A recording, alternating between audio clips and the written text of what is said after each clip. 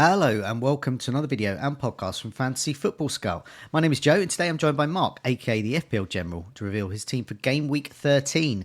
It's a busy show today as we take in the fixtures, look back on Mark's Game Week 12 score, investigate the best cheap defenders to consider, that's for Mark and me as well, but for different people, and we're going to also assess the most lucrative home captains for this game week. Welcome Mark, how are you?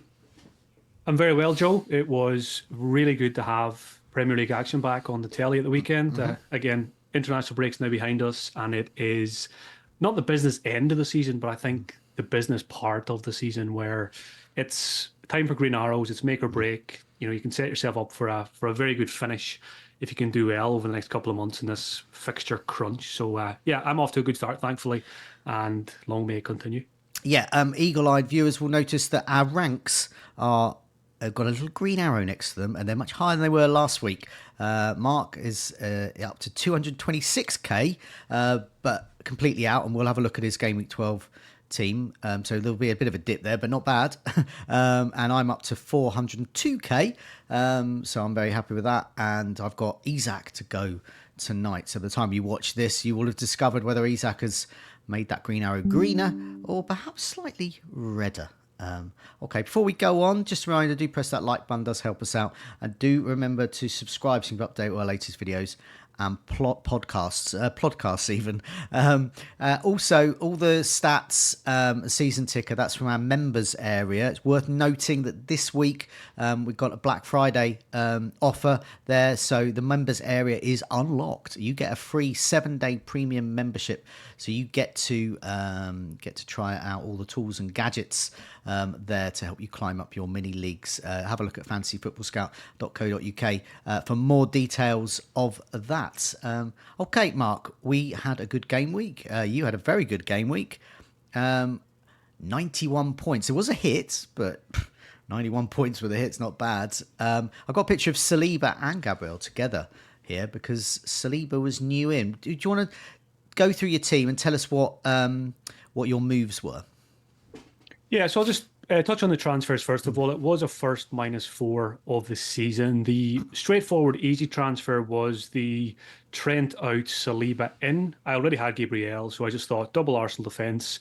I was planning David Raya for a long time, but I was quite happy just to go Saliba instead and kind of forego David Raya for foreseeable because I'm now triple up on Arsenal. It was perfectly timed. Saliba gets his first bonus point of the season, which I definitely did not anticipate happening. So that was a nice little bonus. Then the -4 was, I wasn't really sure to do it or not, but I did really want Bruno Fernandes for the two good fixtures. He didn't do anything in the first one, which was frustrating. The player I sold was Brennan Johnson, so I was very happy to see him benched, but of course came on and still managed to score at the back post, as he often does. But no regrets on that. Happier with my team setup now going forward, having taken the -4. Yeah. So Flecken delivered in goal with a 9-pointer. Started Mikalenko over Rico Lewis, which paid off with a 6-pointer, and Rico Lewis got a 0. Been loyal to Saka despite all the flags, rewarded with a 13-pointer as well. Bruno Blanc, captain Salah for 26. Nothing from Mbeumo or Cole Palmer. I just actually seen the Cole Palmer one where he hit Madueke on the line. Oh my God, I can't believe that. I own Palmer as well. And I was just thinking, no. Palmer's reaction was the reaction of every owner in FPL, wasn't it? Just couldn't believe it. Yeah. Up front, Chris Wood benched after his heroics for New Zealand, which, you know, you can always expect that with him. And I am slightly regretting that transfer now, but he's got Ipswich next, so no concerns there. And he could become João Pedro at a later date. The main man up front went from a few weeks ago, like yourself, I think, Cunha, absolutely sensational at the moment, 16 points. And yeah, 91, -4, 87. I've gone up about 500k so far. No Newcastle players. But hopefully that won't impact things too much. So a really good game week. Very, very happy. Yeah, I mean, it's almost perfect, really. You got zeros on your bench, and pretty much everyone returned. Well, not everyone, but a hell of a lot of returns there. A lot of players with returns. I worked out. You did a similar move to me. So I did the Haaland out for Cunha, and in my case, I got rid of Semenyo for Salah, who I've captained since Game Week 10 when I made that move. You made the same move then, but it was Rodgers, not Semenyo, that came out, and you captained Salah since. I've worked out that it has earned me that move. If I'd have captained Haaland and kept Haaland and captained him and kept Semenyo, I would be 56 points down. So getting Salah and Cunha, that one move there, 56 points, and that's just in 3 Massive. weeks. That's 10, 11, 12. Game weeks 10, 11, 12. And that, so I think that's probably the best move. I can't think of a better move I've made in 16 years of playing this game.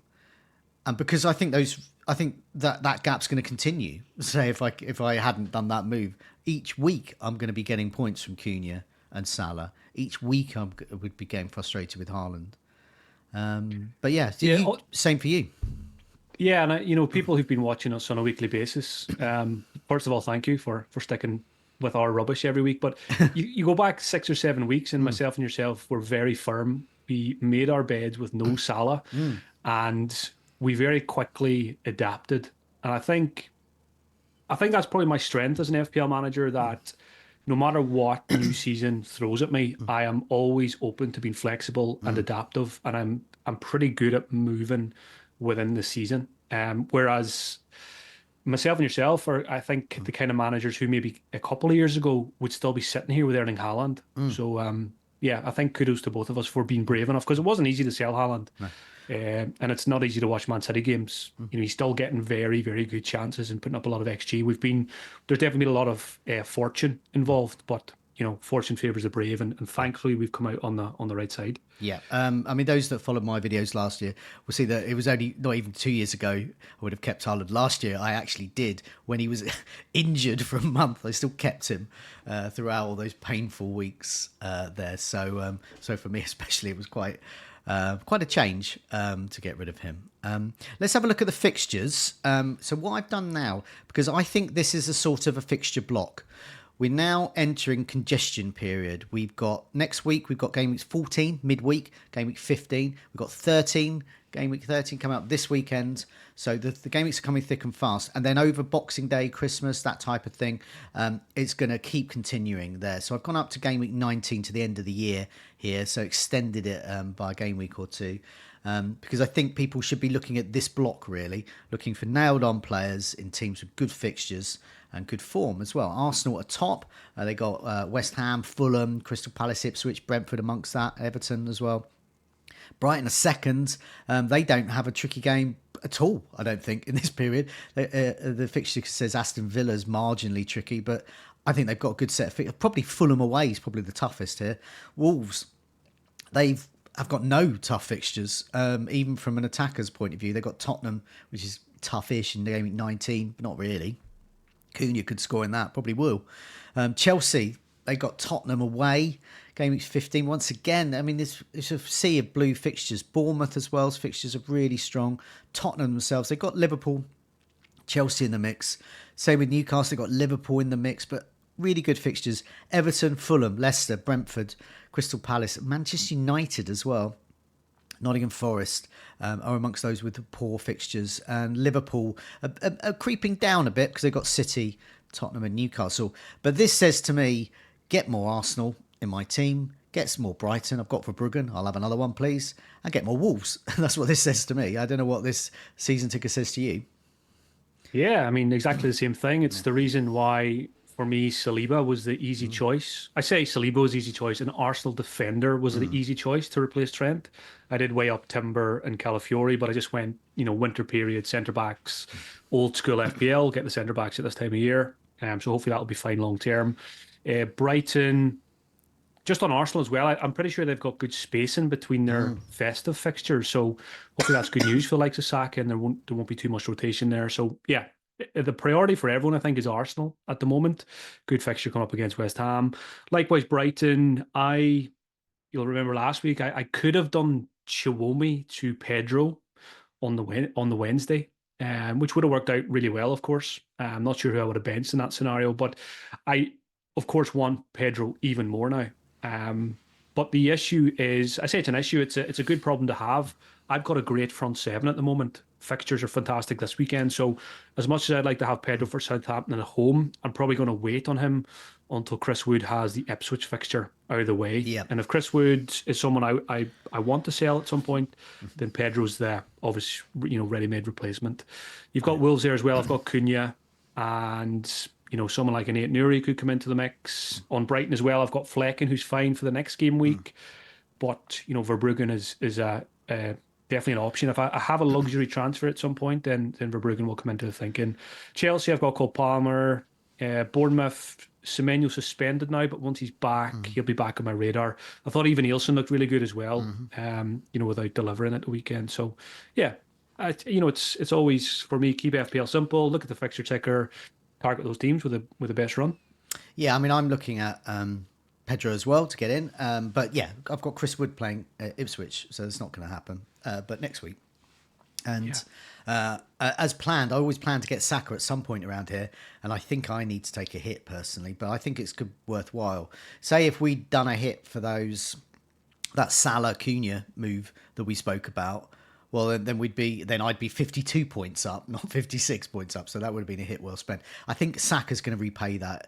He certainly repaid those that got him in on a hit last week handsomely there. And I think getting a different defender as well could do. But yeah, speaking of defenders, you're thinking of getting rid of Rico Lewis.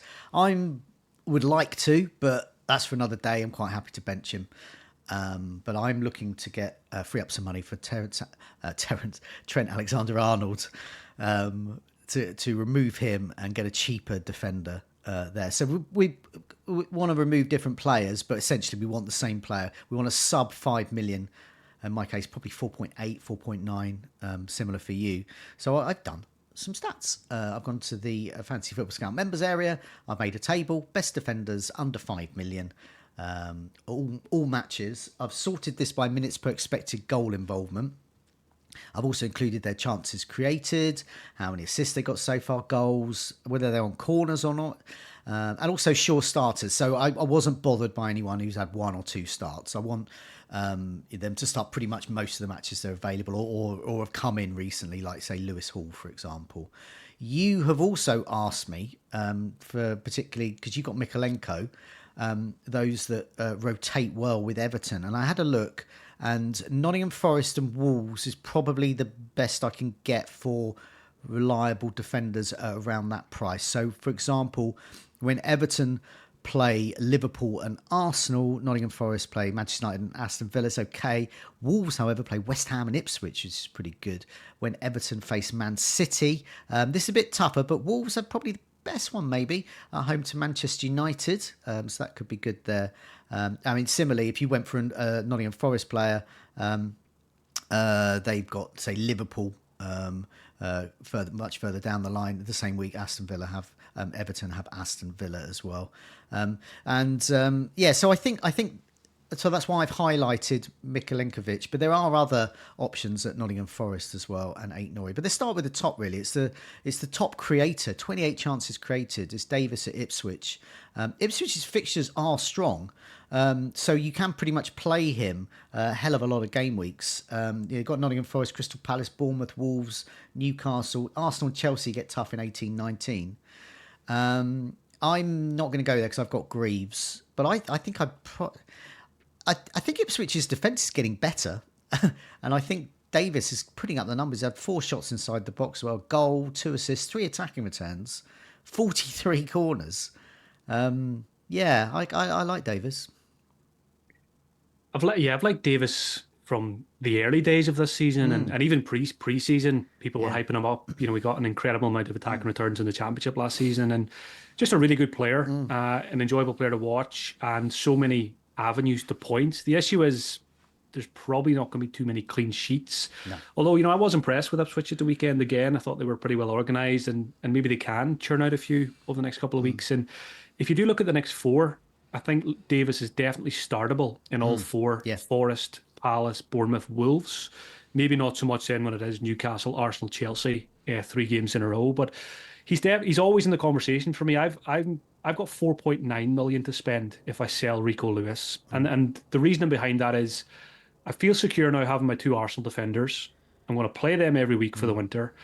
And then I want, all I need is a +1 each week. So Mikolenko's great when he's got a good fixture. He's been, done very well for me in the last couple of game weeks. But I need someone for when his fixtures are not so good. So I don't want to, once I make a defensive transfer this week, sell Lewis, get someone reliable who pairs up nicely with Mikolenko. Then I hopefully won't need to make another defender transfer until the new year. Yeah. Given injuries or suspension. So I've got Greaves like yourself as well. Good to see him back, at least close to fitness. I'm not sure if he played any minutes at the weekend. I don't think he was. I don't think he was on the bench. I don't think I saw him on the bench, but yeah, back training at least, I think. Yeah, So yeah. that's a body that we hopefully won't need around Christmas time, but at least he's close. So yeah, that's the thinking. Davis definitely in my thoughts. Okay. Next name here is Emerson at West Ham. He's in no one's teams. He's had 11 starts. He's 4.4. The reason I've got him on here, he's had 3 shots inside the box, created 8 chances from a poor West Ham side. No goals, no assists yet. A couple of clean sheets, though, and he's taken some corners, 9 corners. The reason I mention him is because game weeks 14 to 18 are really good fixtures for West Ham.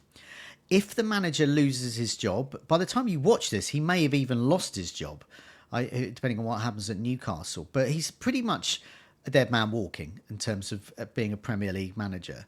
So at some point, I think he's going to go during this time. And suddenly West Ham assets are going to be on our radar if there's an upturn in form there. They've certainly got good players. Emerson looks the pick of them. So he's one back burner, I think. I mean, not to get now, but I think watch this space for him. Yeah, he's a typical watch list player. Again, probably does rely on a managerial change. He's got Arsenal next. I know I'm quite biased here, but I know a lot of people are probably in the same boat with maybe an Everton defender and looking for something to pair up with them. That is the tricky period when West Ham have good fixtures. That's when Everton don't have good fixtures. So he's one I'm going to keep in mind as well. Yeah, so I mean exactly that. He's good for rotation there. I didn't include West Ham here because they're just not ready yet for us, but they could be very soon. Collins at Brentford. I don't think Brentford are going to be an option. They've got 1 or 2 good fixtures with Leicester and Nottingham Forest over the festive period, but the rest of the fixtures from a clean sheet point of view look pretty awful. And as we know with Flecken, it just took Everton's awful attack to give Flecken a clean sheet, but he's not going to play Everton every week. So I probably could skip over Collins and Gusto. Now, he was ill. He's had 9 starts. He's usually nailed because James is out, so he can play where James plays, but also he has been used in a sort of more midfield role as well. I've included him here because Chelsea's fixtures are so strong, the 4th best in the season ticker. But he was ill, so he wasn't like he was dropped at the weekend. Created 5 chances, 4 shots inside the box. No corners though. He's in the mix, I think. Yeah, again, when I think of Chelsea and kind of cheap defenders, they just have so many options. And even though he was on a good run before the illness of 9 starts. 9 starts, but only 5 chances created. I don't love those numbers. There's quite a few on this list that have better numbers than him. So I think, again, a lot of people are talking about Chelsea defenders, Caldwell and stuff, but I'm still just not there in terms of trusting them, clean sheet wise. And Gusto, yes, he plays fullback, but I don't think he's as good as some of the others here when he gets in the final third. Yeah. Munoz is here. I think he was in your original team in Game Week 1. Yeah. He was in many people's teams. Crystal Palace. Crystal Palace really not impressed. He's only 4.8. He's had 12 starts starting. So he's nailed on. 10 shots inside the box. Created 13 chances. Had a couple of assists already. A couple of clean sheets as well. He's there ready and waiting to think about. The fixtures are a bit mixed. They've got Newcastle Game Week 13. They've got Ipswich and City, Brighton, Arsenal. And then Bournemouth, Southampton, Game Week 18, 19. So they're sort of more for the tail end of this period. So they're not quite good rotation with Everton, really. But I'm sort of... I'm keeping, like with West Ham, I'm keeping Crystal Palace at the back of my mind because I think there is a good team there. And I think there's a team that can get clean sheets and Munoz can get attacking returns. Yeah, there's definitely potential there with... I think a good manager and good players. When they get Eze back and stuff, then that will improve everything. So Munoz is kind of the forgotten man this year. He was probably one of the 3 or 4 players during preseason that never left my drafts. and obviously didn't pan out the way we hoped it would. But the numbers here are decent when you compare him to the others. He might not rotate well with an Everton defender, but there'll be people watching this and listening to this that have a different setup on their bench, and Munoz might work with someone. So it's probably worth having a look at. If Munoz rotates well with someone you already have, then we know he's got the attacking potential. And if you can play him against Ipswich and Brighton and Bournemouth, for example, Yeah. he might be worth picking up.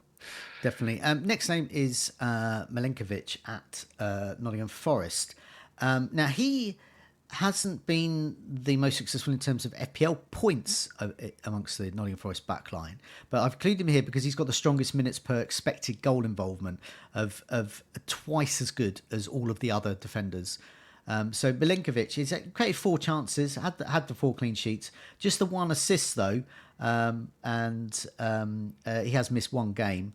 And his minutes per expected goal involvement 518. Murillo has started all 12, however, and has got a goal and has created twice as many chances, even though his minutes per expected goal involvement is every 1,000 minutes or so.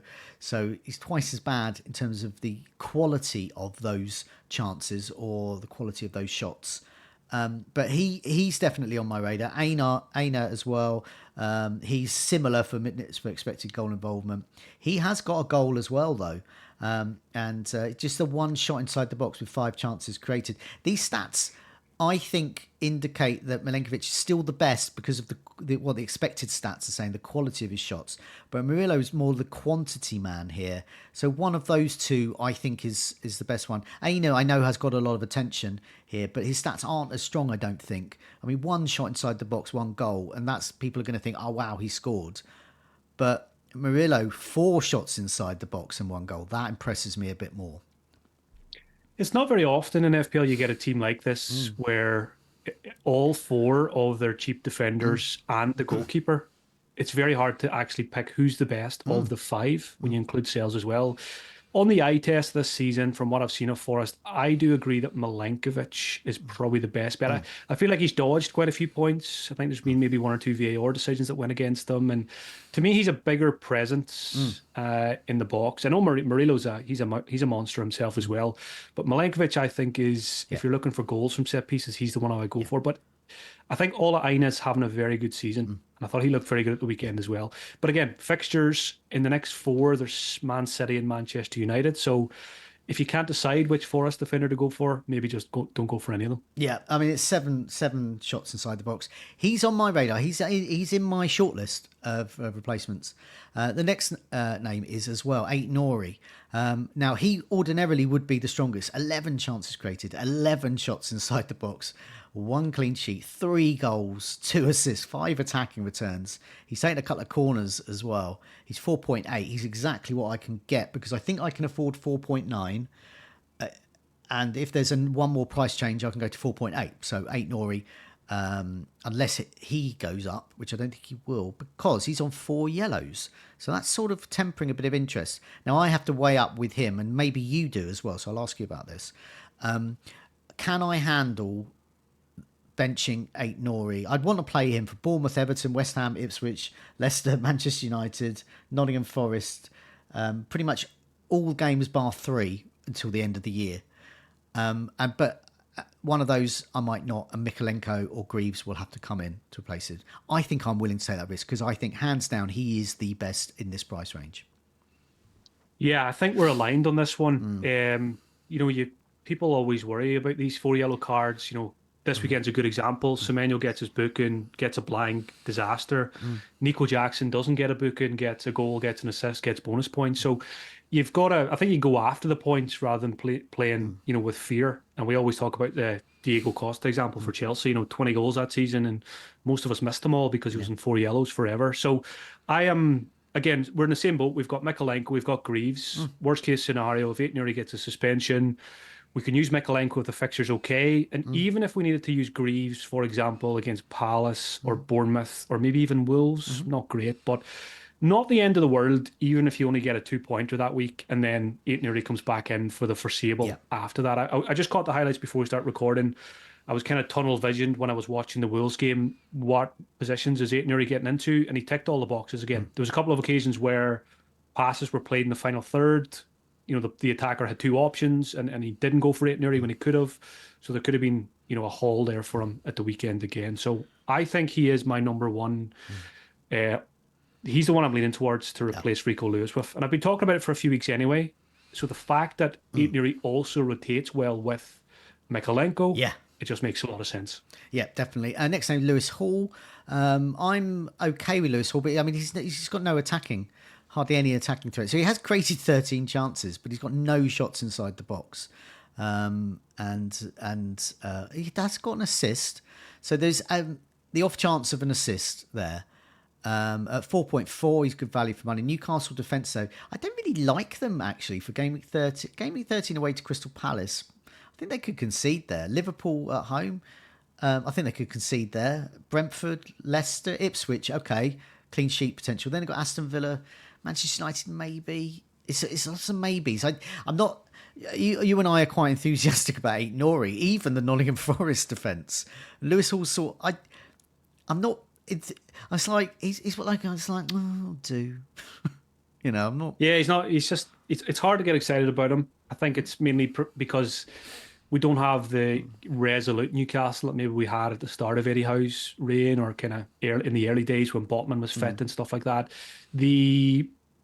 I don't think he's nailed to play every single game during this period as well. There's Lloyd Kelly, Yeah. Dan Burn can play left back, even Trippier and Livramento can play left back. So, and Hall has had his injury issues, so I don't think they'll flog him week in, week out, especially with midweek games coming up and stuff. So I think some of his underlying numbers are good as well, but I read somewhere that a lot of his expected stats came in one fixture as well. Yeah. So you've got to take that with a pinch of salt. So yeah, he's down the list for me. Yeah, Robinson. I'll try and speed up some of these. Robinson at Fulham, 4.7. I think he ordinarily, if Fulham had great fixtures, would be the one for me. Just 11 chances created, but 3 assists already. That's on a par with Collins at Brentford. But he's a couple of clean sheets. I really like Fulham this season. I like the way they play. I like Robinson.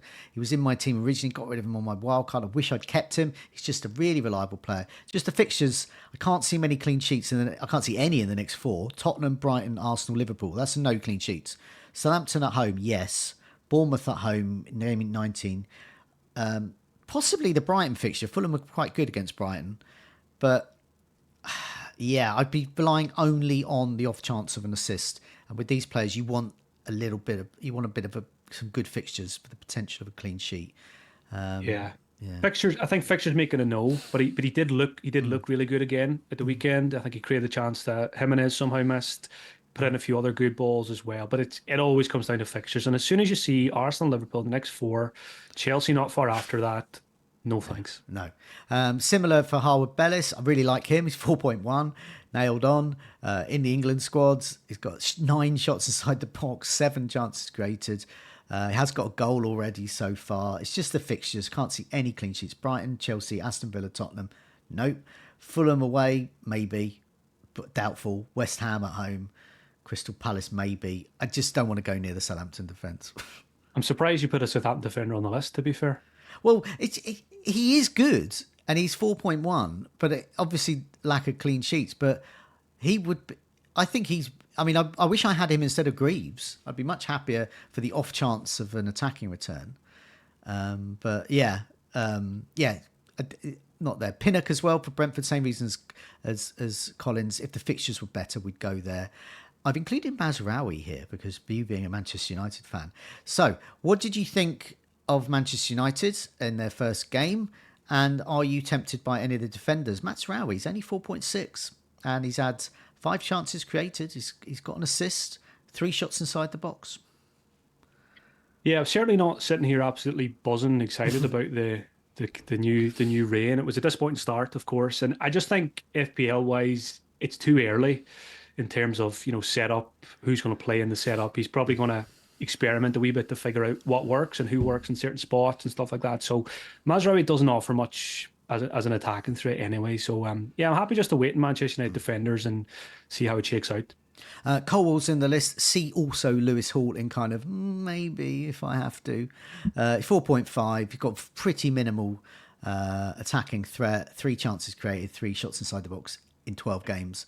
A couple of clean sheets. He's got Robert Sanchez behind him, so I don't like the Chelsea chances of clean sheets. ever, but he is nailed on. But you can see by his minutes per expected goal involvement is every 1,000 minutes. In comparison, Eight Noise every 500 minutes. Leif Davis every 360 minutes. So, yeah, we'll move on from him, I guess. You're not interested in Yeah. Colwell? All I'll say on Caldwell is he's fine at this time of year. Again, should get plenty of minutes. I like him more than Gusto, Yeah. but I don't like him more than some of the others here. No, definitely. Let's have a look at another table. Now, you notice that there's a hell of a lot of good players in our teams, popular players in a lot of sort of the FPL template that have strong home fixtures. So they could be captainable, not just the premium options. So there's a hell of a lot here. So I looked at, minutes per expected goal involvement again is my guide, because I've done it by all home matches, but obviously I put their starts there. So, for example, João Pedro's only had one home start. So he's had sub appearances or played a lot of away games or been injured. So that's why I've done it minutes per expected goal involvement, because then that means it's fair. Because it's pointless comparing, someone who's had 6 games at home to only 1. First name's Brentford Visser. It's only 6.1. It's in a number of teams. People are interested in other Cunha, perhaps, or Pedro, but at home they're still strong. They have they did until the weekend, the best home records in terms of attack and the worst in terms of away. So their attack is excellent. Minutes per expected goal involvement every 79.7 minutes. Wow. He's created 4 chances. His baseline bonus is strong. He's had 12 shots inside the box from 4 starts at home. 8 shots on target, so pretty much all on target. 6 goals at home. He's only 6.1. I think he is possibly moved above Mbomo, who's a bit further down the list. Minutes per expected goal involvement at home every 105.5 minutes. But he has created 12 chances and is on pens, and has had 10 shots inside the box, so not too shabby. But I've just noticed recent weeks, Wissa seems to be better for us. Yeah, Wiss is just great. He's really, Ivan Toney's been quite quickly forgotten about because Wiss has been really good when he's been on the pitch, and probably is a slightly more productive asset than Mbumo in recent times. I still love Mbumo though because he's got all the set pieces to go with the penalties and everything else. But certainly Wissa owners going into Leicester this weekend will be feeling pretty confident that they can get maybe more than 1 goal in that game. It's always a funny one. What do you expect now from a managerial change at Leicester? Do you expect them to be better, the same, or worse? But obviously, if you have Wissa, you definitely play him. And there's a lot of players in the captaincy conversation this week, that's for sure. Yeah, definitely. I think for owners who have both, I think Wissa would be the one. Next name on the list is Maddison. Scored a brace against City. Minutes per expected goal involvement at home every 83 minutes. He's had 3 assists and 2 goals, 5 attacking returns at home. No one's noticed. He's quietly become the 9th highest scoring FPL asset. Now, how did that happen? How does that happen?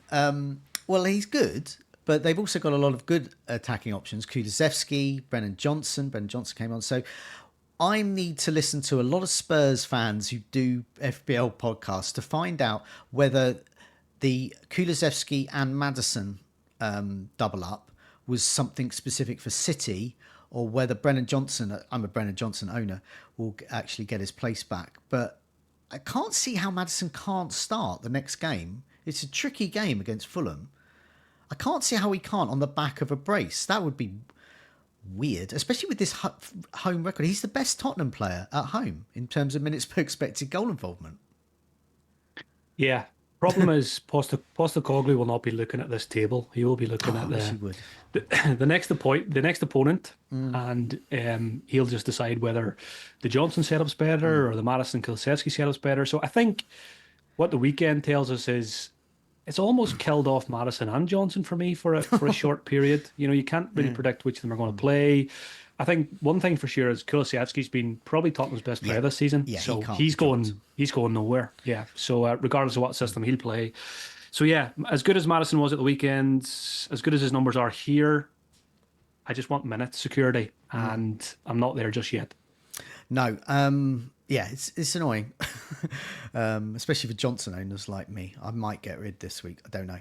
João Pedro's next, Brighton. He's only got one home start here, but he has had sub appearances.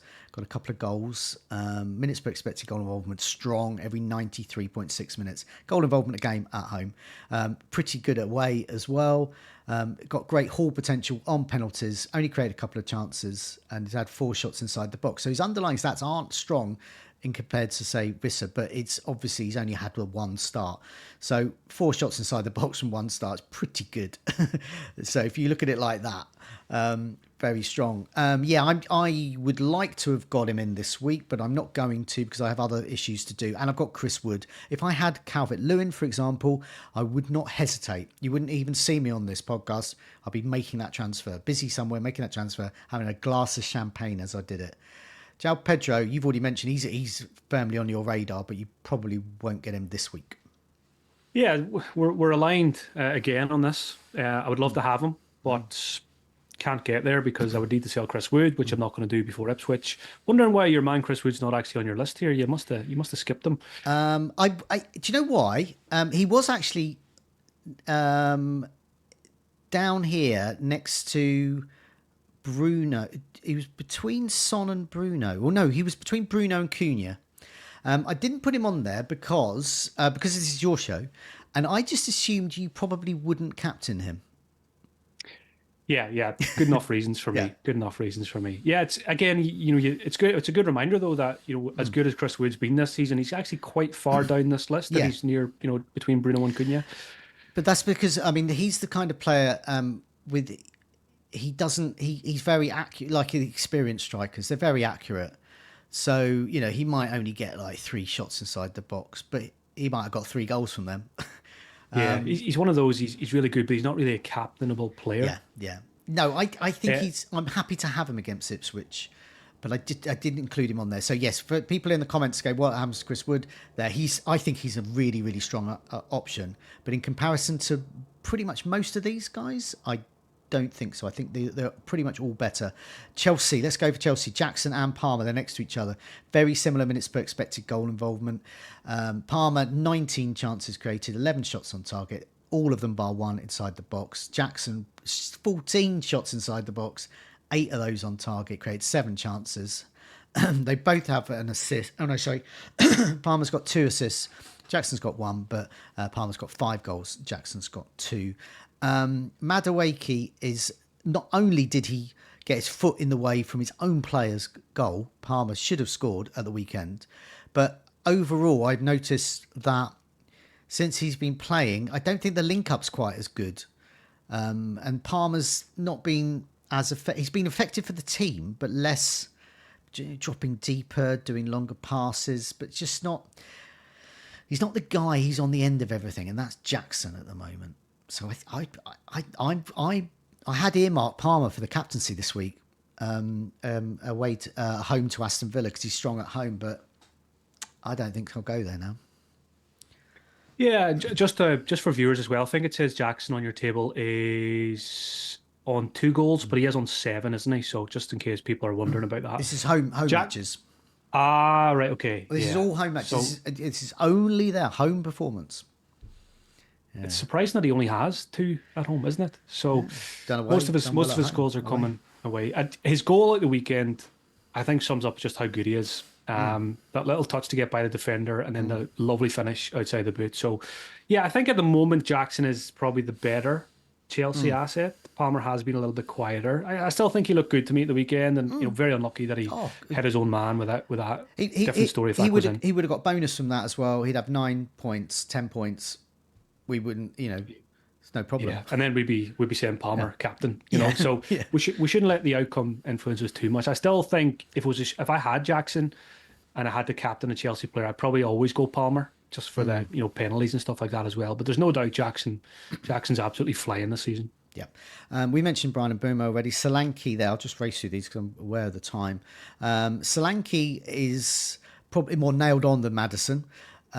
He has got 3 goals at home and an assist. So he's got 4 attacking returns at home from just 5 starts. This is very strong. 15 shots inside the box, 7 on target. I got rid of him for Isak. who is playing away this week, hence him not being on this table. But I think going forward, Isak is a stronger option there. But Solanke at home, Fulham can concede. I think if you're going to captain a Tottenham player, I think Solanke might be the one I would go for. Yeah, I suppose we mentioned the Madison Johnson kind of question marks now. Heung-min Son hasn't really been doing too much, and not too many people own No. him anyway. So it probably is Solanke captain of that lot at the moment because you know he's going to start. And it's a good fixture, home to Fulham. Yeah. They've just conceded 4 and then Bournemouth afterwards. So yeah, even though a lot of people have sold Solanke, I think they got one of the trickier fixtures is gone now. So he's a more attractive option again. Yeah, well, I mentioned some stats as well because I'll just mention them because they're here as well. Minutes per expected goal involvement every 141 minutes. That's not as strong as Solanke. But he has got 7 attacking returns at home in his 6 starts. 7 shots inside the box. 15 chances created. Very strong there. I just think I marginally prefer some of the other options here. The name I skipped out, was because he's between Solanke and Son, is Salah, who I think I'm going to captain. His minutes per expected goal involvement at home is every 117 minutes. We know what he's all about. He's inevitable. When I captained him this week, and Southampton were playing well, and Salah wasn't really involved. I think he had a chance early on. I just thought it doesn't. I know he's going to score. I just know he's going to score, and then he got the penalty, and that went in, and I just thought maybe he's going to get something else, an assist or another goal. And you just think that's the case. 13 chances created at home, 7 attacking returns. Baseline bonus is absolutely really good, 6.6 minutes per baseline bonus. That is. Which is the metric that goes into calculating the bonus points. 11 shots on target, 16 shots inside the box, which is the most out of any of these players here. And we saw what Spurs did to City. I think City will be better, but I think Salah will be inevitable. I think I'm just going to get a return if I captain Salah. And he was 175% owned around my rankings. So if I hadn't captained him this week, I'd have had 73% of a Salah against me. I don't want that from someone who's inevitable. Yeah, I think captaincy is really interesting this week because, historically we wouldn't really captain against Manchester City, but we haven't had a Manchester City struggling like this before.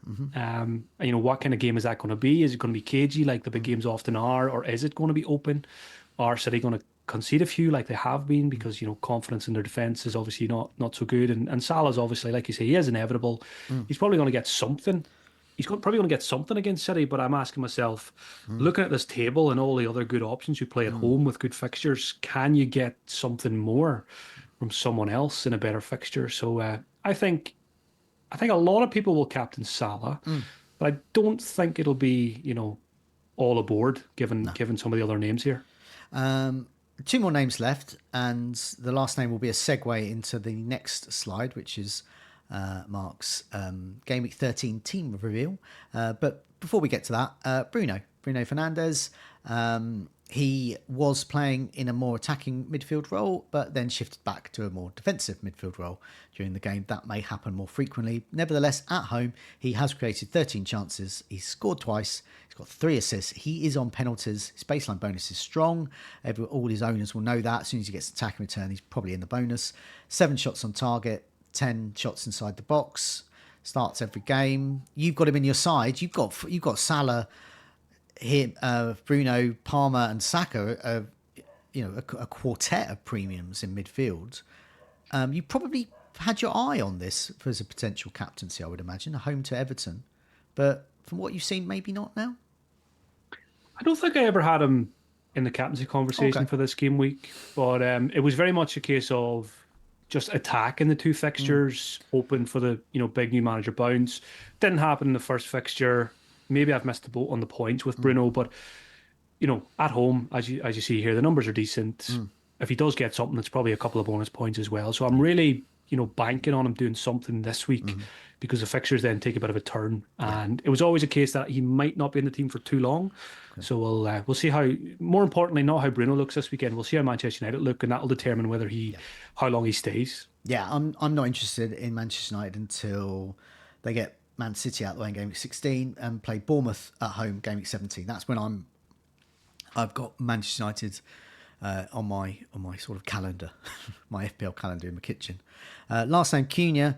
He's got the lowest minutes per expected goal involvement every 200 minutes, but he, like Salah, just feels inevitable. Every time I play him, which will be any time I own him, I just think he's going to get me an attacking return, maybe an assist. But he's 2 assists, 2 goals, created 9 chances. Minutes per baseline bonus very strong every 7 minutes. 10 shots inside the box. He's a really strong option. Shall I put your next week's team up now? Yeah, go. You do that, and I'll talk about Cunha. It's Okay. he's bottom of this table, but I think it's a good example of stats versus eye test because if you didn't look at a single stats table this year, but you watched every Wolves game, and then you told me to plot Cunha on this table, he'd be top 2 or 3. You know, so eye test, he looks fantastic. He's involved in everything. Takes loads of corners where no other forwards take corners. Not always swung into the box, of course, but he's always involved. And again, the weekend just highlighted just how good of a player he is. And FPL-wise, an absolute gem this year. So do you want to run through your team? And obviously, the reason I mentioned Cunha there, I've got a picture of Cunha in his Brazil kit as well to give him extra credibility. But he's your captain this week. So do you want to run through the rest of your team? Any potential moves you might make, obviously with Lewis in mind for another defender, and just highlight Cunha's captaincy as well. How confident are you that the armband will stay on him? Yeah, so it feels good coming off a big green arrow and the team looking strong for the weekend. Flecking at home to Leicester, double Arsenal defence away to West Ham. Mykolenko is the weak link in the starting 11 this week because he's away to Manchester United, and I don't want to play Lewis away to Liverpool either. So that's why I'm leaning towards a defensive transfer. The power 5 in midfield, Saka, Bruno, Salah, Bumo, and Palmer, all of them playing at home apart from Saka. Up front, Captain Cunha at home to Bournemouth and Chris Wood at home to Ipswich, which is also good. So this is very much a bus team captain, but I just slapped it on him as soon as he got the 16-pointer and how well he performed. So I think if you look at my team, I have 7 captaincy candidates. All 7 of my attackers could get the armband. Maybe not Chris Wood. Let's say 6. But Chris Wood, I'm hoping, returns against Ipswich. So I think Cunha's in the mix for sure. You talked about Salah. I think you like Salah captain more than I like Salah captain. Is that because you're a Manchester United fan and you think it's City, or you'd be playing this game and you just think, oh my God, it's City. I can't captain someone against City. Yeah, no, it's nothing to do with being a United fan or anything like that. It's just, it's still Manchester City and it's still the same top quality defenders, even though they just conceded 4. And it's Pep Guardiola. I trust him to sooner rather than later get things in order. And I look at, someone like Mbumo, for example. He's been quiet recently, but I think he's got 7 goals at home we've seen in that table. Yeah. And he's at home to Leicester, and he's got all the avenues to points that Mohamed Salah does with the set pieces and penalties. Palmer's in the same boat. Bruno, and Cunha as well. So I think I'm going to struggle this week with the armband. But I feel like it's a week because Salah's playing City, because a lot of people also don't own Salah as well. Well, maybe not as much now, but I feel like it's a week maybe where I can do something slightly different, and because my team feels strong, that hopefully it won't go too badly. No, definitely. As you said, you could captain any. I'll put Chris Wood in the mix as well. You can captain any of those, and that wouldn't look weird. It wouldn't go, oh my God, what have you done? Captaining Rico Lewis or something like that. Anyone would look at that and go, oh yeah, Palmer, home to Aston Villa, good captain, and so on. I might persuade myself, or listening to you might persuade me to move away from Salah as well. I can't quite see past him at the moment, but Cunha, like Salah, does seem inevitable. I should mention as well before I forget transfer. So it's probably going to be Lewis out or Ait Nouri. I think I'm just going to keep it simple. Yeah. Ait Nouri, good fixtures, attacking potential, and rotates well with Mykolenko. Job done, and then the team is in very good shape. Yeah, I'm similar. I think I'm going to do Alexander-Arnold out for Ait Nouri and take a hit to upgrade Johnson to Saka. I think I can just about Makes afford sense. that. I don't know if I'll better afford that next week. And that also means that next week I can get Pedro. But more about that in my video. Be later. Not about me. It's all about your team, Mark. So good luck with the game week. As you said, it's nice to come off the back of a really strong green arrow as well. Gives confidence, and I think you can be confident of your confidence this week. Yeah, and I think confidence is important when you're playing FPL. I feel like when things are going well and you're getting green arrows, you've got more conviction in your decisions. Where for me now it's very easy. Lewis to 8 Nuri, bang, done. But if I just drop 500k, I'd be probably second guessing myself, thinking outside the box, etc., etc. So hopefully I can get on a bit of a run now, and I always aim for top 100k by the turn of the year. So very much doable now. Good luck with the game week. We'll see you again next week. Cheers all.